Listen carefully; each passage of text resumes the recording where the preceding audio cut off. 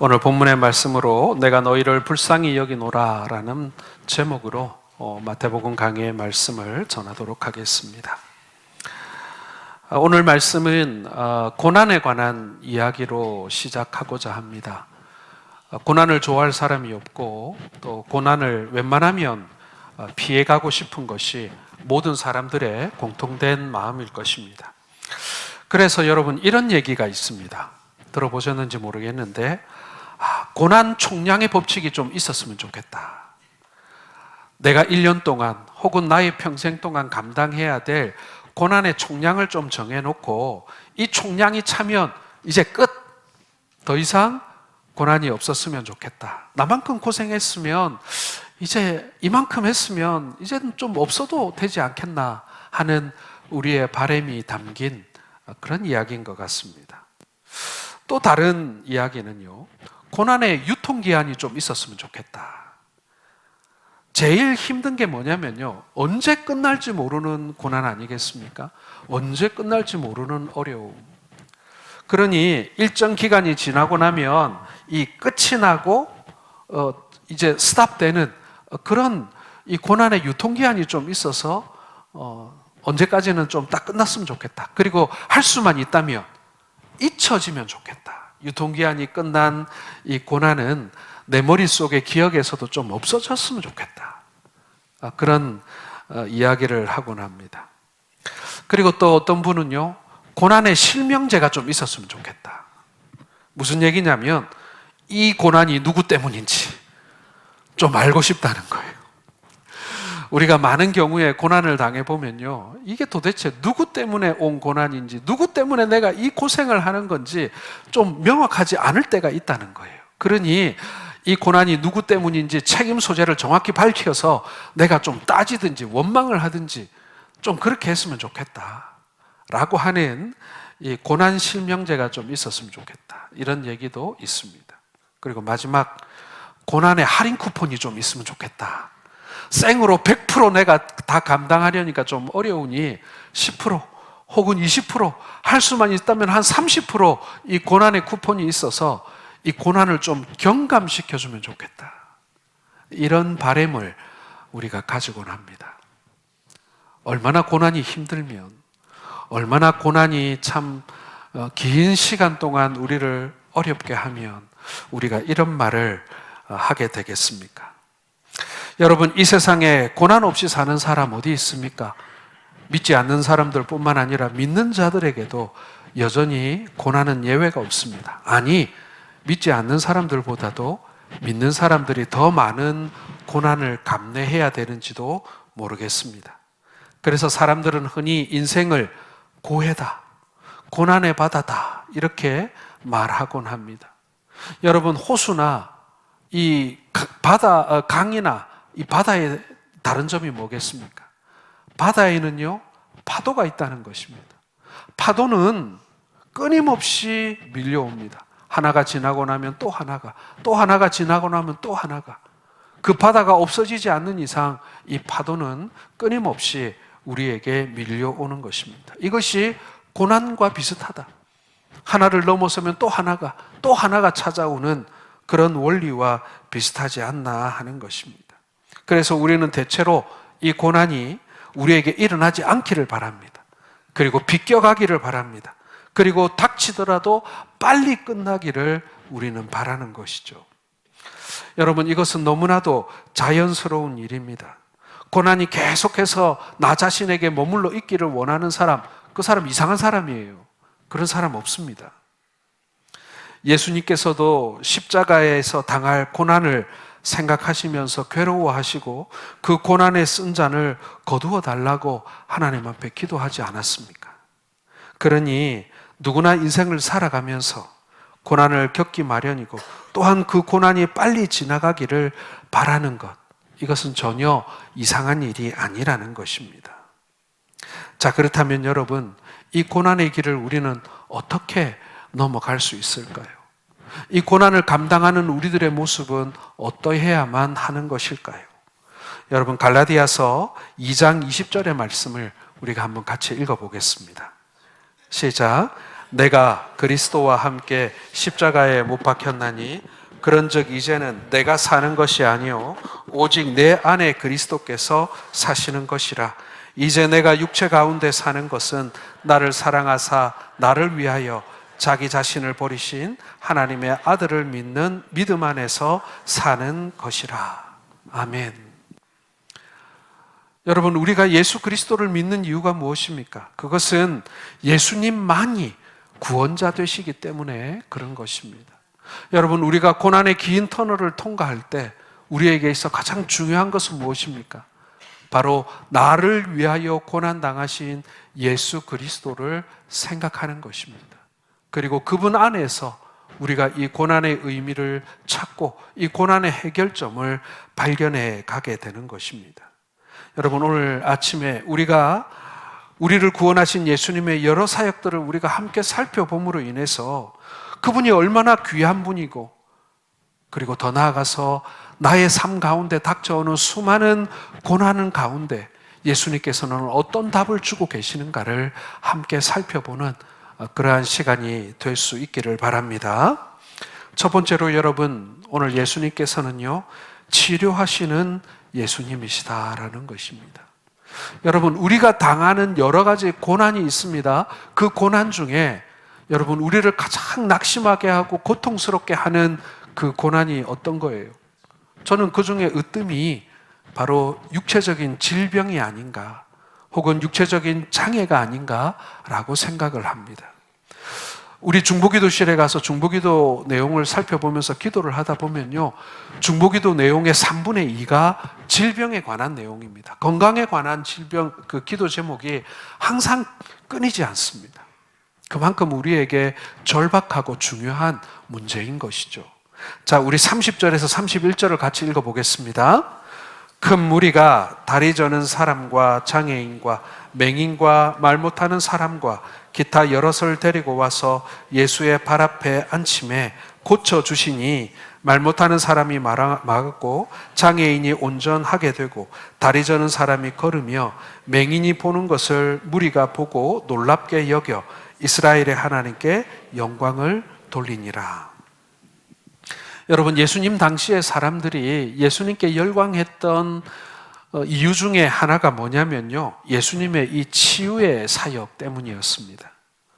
오늘날은 의료기술이 우리가 많이 발달했기 때문에 웬만한 질병은 병원 가서 요즘에 다 고칩니다. 그러다 보니 예수님의 이 치유 사역에 대한 우리의 어떤 절박함들이 예전만 같지는 않은 것 같습니다. 자, 그런데 과거 복음이 우리 이 한반도에, 이 조선 땅에 들어왔을 때를 한번 생각해 보십시오. 요즘에야 의료보험 제도가 잘 돼 있고 복지 제도가 잘 돼 있다 보니 돈이 없어서 치료받지 못하는 사람이 옛날보다는 많이 줄어들었습니다. 자, 그런데 옛날에는 어떻습니까? 병원의 문턱이 너무 높았어요. 고칠 수 있는 병임에도 불구하고 돈이 없다라는 이유만으로 죽음을 맞이하거나 그 질병이 악화되는 것을 막지 못하는, 그리고 장애를 해결하지 못하는 그런 경우들이 많이 있지 않았습니까? 그러니 그 믿음이, 우리 주님의 그 치유가 얼마나 절박했겠습니까? 오늘 본문의 질병을 살펴보십시오. 오늘 30절과 31절을 보면은 사실은 질병이라기보다는 장애의 내용이 더 많습니다. 다리 저는 사람, 맹인, 말 못하는 사람, 그런 사람들이 예수님 앞에 많이 나왔습니다. 질병으로도 많은 사람들이 고통하지만 이 장애도 굉장히 많은 어려움을 줍니다. 요즘에 의학기술이 많이 발달했다고 하지만 여전히 해결하지 못하는 여러 가지 장애가 많이 있는 것 같습니다. 오늘날에도 이런 어려움을 겪는 사람들, 질병과 여러 가지 장애, 또 태어나면서부터 몸에 가지고 있는 어려움들, 아니면 희귀 난치병 질환, 이런 것 때문에 고통당해서 주님 앞에 나아가는 사람들이 참 많습니다. 사랑하는 성도 여러분, 우리 예수님은요, 이 장애를 가진 사람들을 고쳐주십니다. 그리고 질병 가운데 고통스러워하는 사람들을 주님께서는 참으로 고쳐주시는 우리 주님이시다라는 것입니다. 여러분, 지금 우리가 예수님을 직접 만날 수는 없습니다. 그러나 우리는 주님 앞에 나아가 기도함으로 인해서 그분께 우리의 질병의 문제를 내어놓고 간구합니다. 여러분, 지금도 우리 교회 가운데 많은 분들이 질병 낫기를 하나님 앞에 기도하고 있습니다. 여러분, 어떤 믿음으로 우리 주님께 기도하고 있습니까? 우리 주님이 치료하시는 분이라는 것, 우리 하나님이 치유의 하나님이시라는 것을 우리가 믿기에 그분께 우리가 간구하는 것 아니겠습니까? 주님이 원하시면 우리를 고쳐주시는 분이심을 여러분 믿으시길 바랍니다. 제가 왜 원하시면이라고 말씀드립니까? 경우에 따라서는 우리에게 질병이 있는 것을 그대로 용인하시는 하나님이시기도 하기 때문에 그런 것입니다. 네 은혜가 내게 족하다. 그래서 그 질병이 도리어 우리에게 유익하다고 하나님께서 판단하시면요, 남겨두기도 하십니다. 그러나 많은 경우에 우리 주님께서 우리의 질병을 고치시는 치유의 하나님이심을 여러분 믿으시기를 바랍니다. 경우에는요, 우리의 생명을 거두어 가시는 질병도 있습니다. 때가 되면 우리를 천국으로 불러주시기 위해서 우리에게 질병을 주시기도 하십니다. 그러나 여러분, 우리 하나님께서는 고침받기 위하여 간구하는 성도들의 기도를 들으시는 하나님이심을 우리는 믿어 의심치 말아야 하는 것입니다. 왜요? 그분은 죽음도 치유하시고 모든 질병을 치유하시는 하나님이시기 때문에 그런 것입니다. 그러므로 여러분, 의사에게 치료를 받더라도 하나님의 치유의 손길이 저 의사의 손 위에 임하시기를 기도하십시오. 우리가 약을 먹더라도 하나님의 그 치유의 능력이 이 약물을 통하여 내게 역사하시도록 여러분 기도하시기 바랍니다. 우리 주님께서는 간구하고 구하는 자마다 여러분 들으시는 하나님이시고 가장 좋은 방법으로 우리를 치료하시는 하나님이심을 여러분 믿으시길 바랍니다. 그런데 여러분, 이 치료가 필요한 것이 다만 육신의 질병뿐만이겠습니까? 몸과 마음과 영혼의 치료도 여러분 지금 우리에게 필요합니다. 우리에게 있는 교만과 아집과 시기심과 열등감과 그리고 우울증과 여러분 이 육체뿐만 아니라 우리의 마음의 병도 참 많습니다. 오늘 예수님 앞에 나온 자들은 우리의 긴박함과 간절한 마음으로 주님 앞에 엎드릴 때 우리의 육신의 질병뿐만 아니라 우리의 마음과 영혼의 질병 또한 하나님께서 어루만지시고 고치시는 분이심을 여러분 우리 모두는 믿어 의심치 말아야 할 것입니다. 특별히 여러분, 마음의 병은요, 의사나 주사나 약물로 해결되지 않는 경우들이 참 많습니다. 영혼의 치료가 필요하고 하나님의 영적인 치유가 필요한 그러한 일들 앞에, 그러한 병들 앞에 여러분 그 무엇보다도 먼저 하나님 앞에 나아가 하나님의 도우심을 구하시기를 바랍니다. 하나님은 결코 외면치 아니하시는 하나님이십니다. 그리고 우리 주변에 보세요. 하나님 앞에 기도함으로 말미암아 온전하게 되고 치유받은 많은 성도들의 간증을 여러분 들으실 수 있습니다. 문턱까지만 갔다가, 기도의 문턱까지만 갔다가 하나님이 치료하시는 하나님이신 줄 내가 알고는 있는데 기도의 문턱까지 갔다가 돌아오시는 그런 일들이 없기를 바랍니다. 많은 사람들이 하나님의 긍휼을 구하지만 기도의 자리까지 못 가요. 여러분, 기도의 자리까지 가야 합니다. 그래야만 역사가 일어나요. 절대로 내 머리로, 내 마음으로 그냥 알고 있고 생각하는 것이 기도 아닙니다. 여러분, 생각하는 것이 기도가 아닙니다. 기도는요, 하나님 앞에 나아가는 적극적인 모습입니다. 엎드려야 됩니다. 꿇어야 됩니다. 간구해야 됩니다. 부르짖어야 합니다. 그래야만 하나님의 놀라운 역사가 일어나는 줄로 믿으시길 바랍니다. 두 번째로 여러분, 우리 예수님은요, 불쌍히 여기시는 예수님이다. 긍휼이 많으시는 예수님이다라는 것입니다. 32절 같이 읽겠습니다. 예수께서 제자들을 불러 이르시되 내가 무리를 불쌍히 여기노라. 그들이 나와 함께 있은지 이미 사흘임에 먹을 것이 없도다. 길에서 기진할까 하여 굶겨 보내지 못하겠노라. 전에 제가 사역하던 교회 장로님이 자녀가 없으셔서 어린 아이를 하나 입양을 하셔서 평생 이렇게 잘 키우신 그런 가정이 있었습니다. 그런데 안타깝게도 이 아들이 참 장로님과 권사님의 마음을 많이 아프게 했어요. 엇나가고 탈선하고 하지 말아야 될 일을 많이 해서 정말 잊을만 하면 파출소 가서 앉아있고 잊을만 하면 경찰서 가서 앉아있고 이래서 장로님, 권사님 부부가 참 기도를 많이 하시고 새벽기도 오실 때마다 많이 눈물 흘리시고 하는 것을 제가 본 적이 있습니다. 그래서 제가 한번 물었어요. 장로님, 권사님 힘들지 않습니까? 아들이 원망스럽지 않습니까? 그랬더니 하시는 말씀이 뭐냐면 불쌍하잖아요. 불쌍하잖아요. 그렇게 애를 먹이는 아들임에도 불구하고 장로님, 권사님이 가지고 있는 마음이 뭐냐면요, 그래도 내 아들 불쌍하다는 거예요. 여러분, 그것이 긍휼입니다. 우리 하나님께서는 우리에게 그 긍휼의 마음을 가지고 계신다라는 것입니다. 32절을 보세요. 예수께서 제자들을 불러 이르시되 내가 무리를 불쌍히 여기노라. 그들이 나와 함께 있은지 이미 사흘임에 먹을 것이 없도다. 길에서 기진할까 하여 굶겨 보내지 못하겠노라.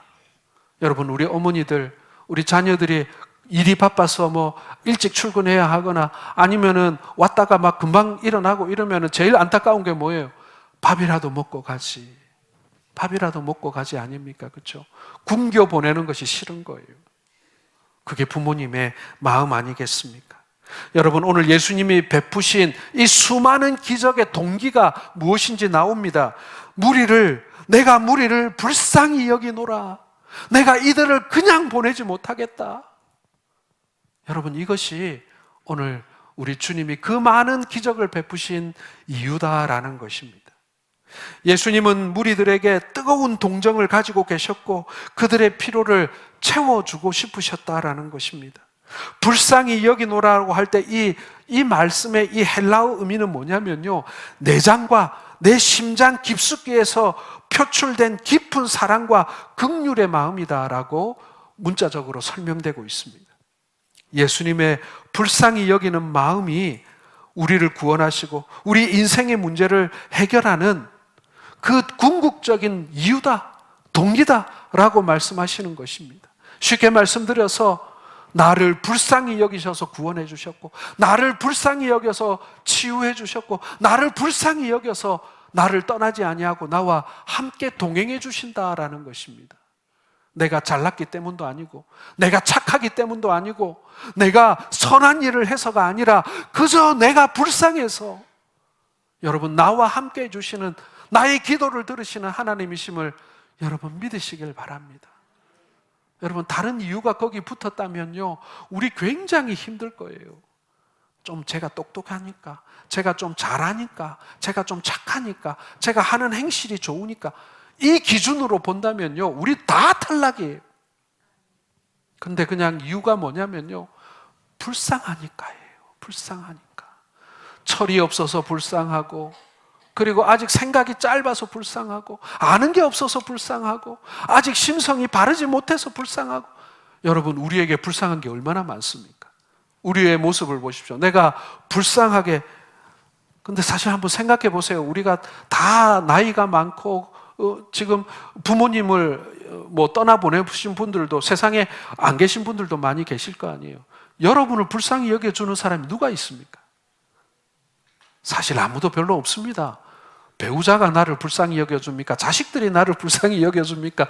없어요. 이제 그나마 부모님이 우리를 불쌍히 여겨주셨죠. 여러분, 이 불쌍히 여겨주신다, 긍휼을 베푸신다라는 말 속에는요, 다른 이유가 포함되어 있지 않습니다. 그냥 일방적으로 이유가 없어요. 그냥 나를 불쌍히 보아주신다라는 것입니다. 여러분, 예수님의 병 고치는 사역이 계속 병자들에게 진행되고 있습니다. 그 기간이 사흘간이었어요. 그 기간 동안 무리들은 자기들이 나름 챙겨온 음식들이 있었는데 이미 다 먹고 이제 동이 났습니다. 그리고 이제 모임을 마치고 해산하려는 순간입니다. 이제 자기 집으로 가면 돼요. 집 가까운 사람은 좋겠지만 일주일을 걸어서, 열흘을 걸어서 집으로 돌아가야 될 사람들도 있었을 것입니다. 그런데 예수님은 그들이 길에서 굶주려 기진할까 봐 오늘 칠병이어의 기적을 일으키시는 것입니다. 사랑하는 성도 여러분, 사람들은요, 자기가 안 아파 보면 남의 아픔을 잘 이해를 못해요. 자기가 배고파 보지 않으면요, 남의 굶주림에 대하여 사실은 잘 모릅니다. 사람들과 제자들은 수많은 환자들과 배고픈 무리들의 고통을 잘 이해하지 못했던 것 같습니다.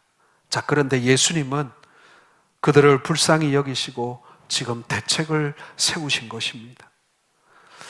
여러분, 사람들 알고 보면 다 불쌍한 사람들입니다. 우리 성도들도 다 아픔과 문제를 가지고 계시지요. 인생의 무거운 짐을 지고 허우적거리기도 합니다.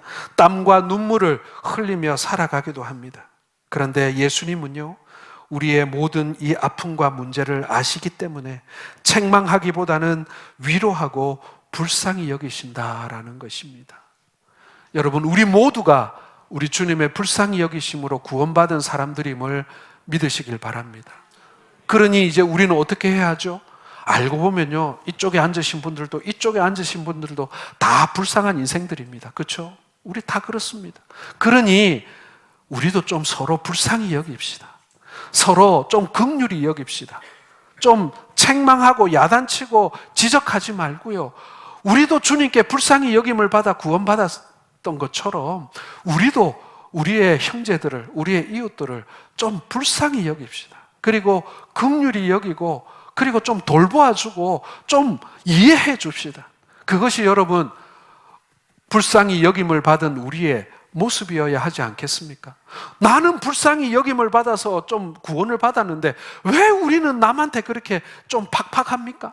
우리는 왜 이렇게 남을 이렇게 좀 야단치기를 좋아하는 것입니까? 나는 긍휼을 받아서, 나는 큰 빚을 탕감받았는데 왜 우리는 작은 빚을 진 우리의 형제들에게 그렇게 냉정한 것입니까? 오늘 예수님께서 우리를 불쌍히 여기셔서 우리를 고쳐주시고 먹이셨다라는 것은요, 우리 역시도 우리의 이웃들과 형제들에게 그러해야 한다라는 것입니다. 예수 그리스도께서는 우리의 아픔과 배고픔을 아시고 불쌍히 여기셨습니다. 걱정하지 말라고 위로하고 치료해 주시는 분이십니다. 그래서 예수 그리스도를 어떤 인간이나 가족보다도 우리가 더 믿고 신뢰할 수 있는 것 아니겠습니까? 차갑고 야단치는 사람에게 감동받는 사람 아무도 없습니다. 나를 사랑하고 불쌍히 여기는 사람에게 우리는 감동받고 그 사람을 따르게 되어 있는 것 아니겠습니까? 이 세상 누구보다도 우리를 불쌍히 여기시는 예수 그리스도를 믿고 사랑하는 성도들 되시기를 주님의 이름으로 축원합니다. 마지막 세 번째로 여러분, 우리 예수님은요, 복 주시는 예수님이심을 믿으시길 바랍니다. 36절에서 38절 같이 읽겠습니다. 시작. 떡 7개와 그 생선을 가지사 축사하시고 떼어 제자들에게 주시니 제자들이 무리에게 주매 다 배불리 먹고 남은 조각을 일곱 광주리에 차게 거두었으며 먹은 자는 여자와 어린아이 외에 4,000명이었더라. 자, 예수님께서는 오늘 제자들의 불신앙적인 태도를 책망하시지 않고 대신 그들로 하여금 우리 예수님의 권능을 기대하도록 하셨다라는 것입니다. 예수님이 제자들에게 했던 말씀이 이거예요. 너희에게 떡이 몇 개나 있느냐라고 물으셨습니다. 현재 너희가 가지고 있는 물질과 재능과 재산에 대한 그 가치를 너희가 알고 있느냐라는 거예요. 여러분, 지금 무리들에게 남아있는 이 음식이 얼마나 되겠습니까? 아마도 얼마 없을 거예요. 그 사흘 동안 이들이 그걸 아껴 먹었지만 거의 다 먹었어요.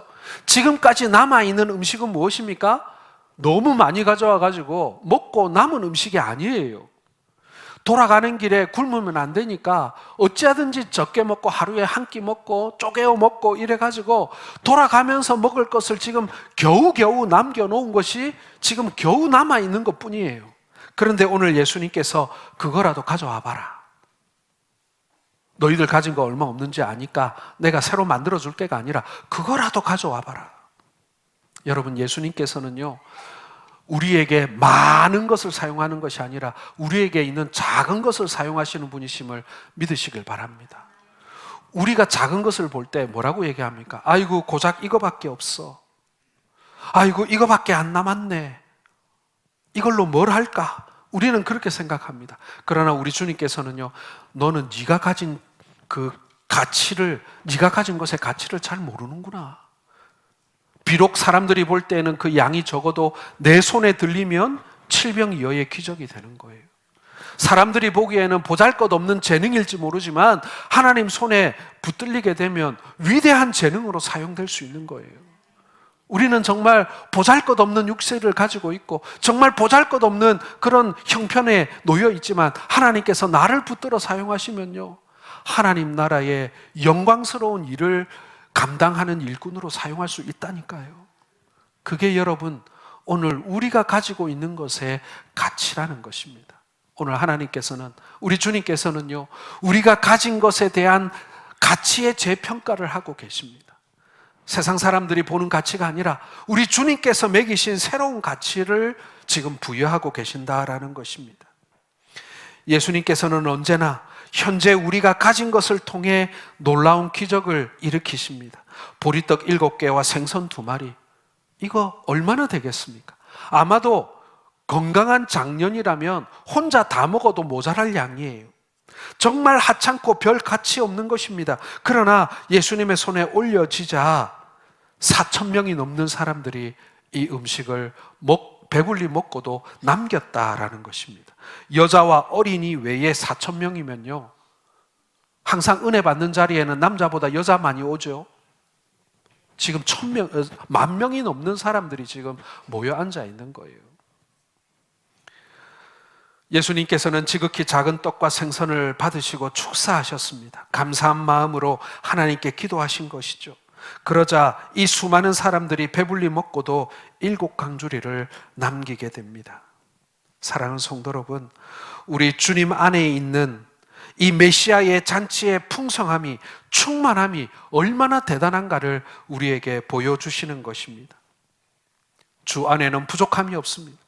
우리 주님 안에는 풍성한 은혜가 있고 우리 주님이 베푸시는 그 잔치는 세상의 그 어느 잔치와 비교할 수 없는 정말 풍성하고 그리고 충만한 복이 그 안에 있음을 믿으시길 바랍니다. 종교개혁자 칼빈은 성도들이 찾는 보화가 전부 다 가득히 담긴 것이다 라고 얘기하면서 기도를 말했어요. 성도가 하는 기도는 성도가 바라는 모든 보화가 다 그 기도 속에 다 들어있다 라고 말씀하시는 겁니다. 이게 무슨 얘기예요, 여러분? 기도를 통하여 하나님의 그 무궁무진한 충만함이 우리에게 복으로 임한다라는 그런 말씀인 것입니다. 여러분, 이런 기도를 여러분 거부하시겠습니까? 포기하시겠습니까? 하나님의 복의 통로이고 하나님의 복이 임하는 문의 열쇠가 바로 그 기도인데 여러분, 그 기도를 우리가 포기할 수 있겠습니까? 영적인 복뿐만 아니라 우리의 육신에 필요한 모든 세상의 복이 우리 주님으로부터 말미암습니다. 그리고 그 복의 열쇠가 바로 우리가 하나님 앞에 드릴 수 있는 기도다. 그리고 그 기도를 통하여 우리 하나님께서는 우리에게 복 주시는 하나님이심을 여러분 믿으시길 바랍니다. 우리 주님께서는요, 등에 잔뜩 복을 짊어지시고 우리에게 주시기를 원하시는데 우리가 도무지 주님을 쳐다보지 않습니다. 눈이라도 마주쳐야지요. 입이라도 마주쳐야지요. 손이라도 맞잡아야지요. 그래야 우리 주님이 우리에게 마음껏 복 주시지 않겠습니까? 그런데 언제까지 주님의 시선을 외면하고 주님을 향하여 등을 돌리고 계시겠습니까? 주님이 우리를 벌 주시는 하나님, 우리를 책망하시는 하나님이 아니라 우리를 복 주시는 하나님이시라는 거예요. 그 주님을 여러분 바라보시는 우리 성도들 되시기를 바랍니다. 이제 말씀을 맺겠습니다. 여러분, 예수님은 우리를 구원하시는 구원주이시며 주인이십니다. 이것 하나만으로도 충분합니다. 그런데 우리가 예수님을 믿으면요, 예수님이 우리의 모든 질병을 고쳐주실 뿐만 아니라 우리를 불쌍히 여기시고 우리에게 충만히 복 주시는 분이시다라는 것입니다. 우리가 예수님이 좋은 분인 줄도 알아요. 그리고 나는 그분을 믿는다라고 스스로 생각해요. 그러나 그분과 교류하지 않고 그분과 소통하지 않고 그분 앞에 나아가지 않는다면 우리는 그저 예수님을 아는 사람일 뿐이에요. 그분과 아무런 교제가 없는. 여러분, 이제 명절을 맞이했습니다. 명절에 우리가 하는 일 중에 가장 의미 있는 일이 뭐예요? 멀리 떨어져서 그동안 보지 못했던 가족들을 우리가 만나는 것입니다. 만나면 좋죠. 즐겁죠. 행복하죠. 감사합니다. 그런 것처럼요, 여러분, 우리도 주님을 만나야 하지 않겠습니까? 우리가 주님과 함께 먹고 마시고 같이 자고 그래야 되지 않겠습니까? 여러분, 주님의 그 부르심에 응답하시는, 우리 주님의 그 부르심에 나아가 그분을 만나시는 우리 모든 성도들 되시기를 주님의 이름으로 축원합니다.